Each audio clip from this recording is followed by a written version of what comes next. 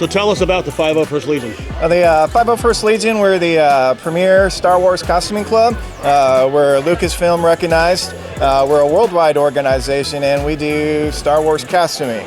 The costuming that we do is going to be focused more on the Empire or the bad guys.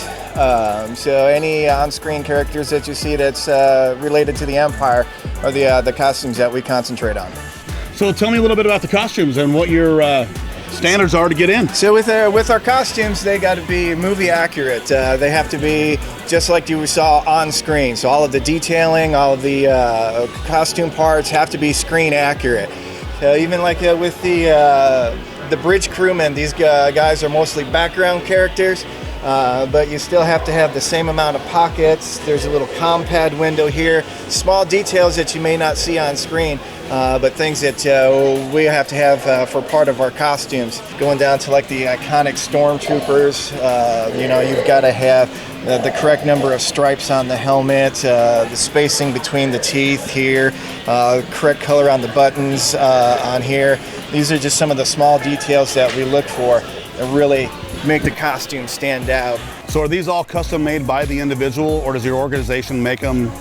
We'll have some members who will make parts of the costumes, but they'll come mostly as a kit, and it'll be up to us as the individuals to put them together. So what do you think about the event? That says it all. So tell me a little bit about these masks and the characters they are. Well, these masks, these are our personal masks that we use for our costuming. And you can see the wide range of different masks that we have. Starting off, we have like the Zuckuss mask. This was one of the bounty hunters that was in Empire Strikes Back. And here at ComiConway, we actually have Kathy Monroe, the actress who portrayed Zuckuss. Oh, wow. She is here. Thank you so much for your Sure, time. yeah, The 501st Legion sounds like an amazing organization. If you want to get involved, what's your website? Our website is ar501st.com, ar501st.com. Go take a look, and maybe you can join these guys and help people in the future. Absolutely.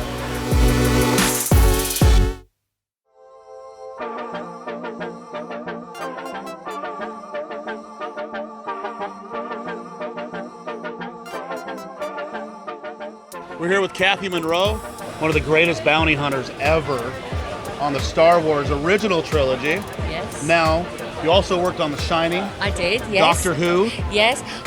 Well, I worked on The Shining. I just got my equity card.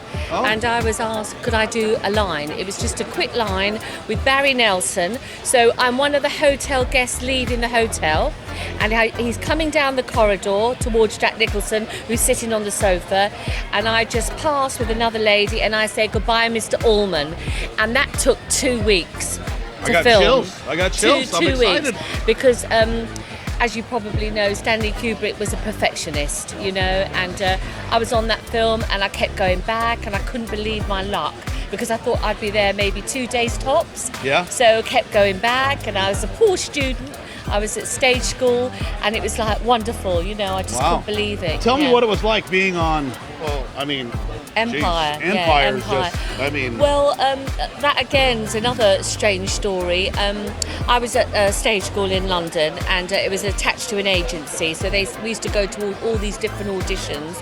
And I went to Elstree, and they never said to me it was a sequel to A New Hope. Everything was hush hush. Oh. Nobody knew. Okay. And just sort of chatted to them, and I think I was the right height.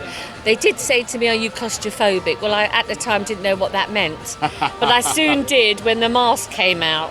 Oh. And it was locked onto my head, so I physically couldn't take the mask off. Oh, geez. So it was quite tough to wear, but I mean, got through, and I was the only lady bounty hunter.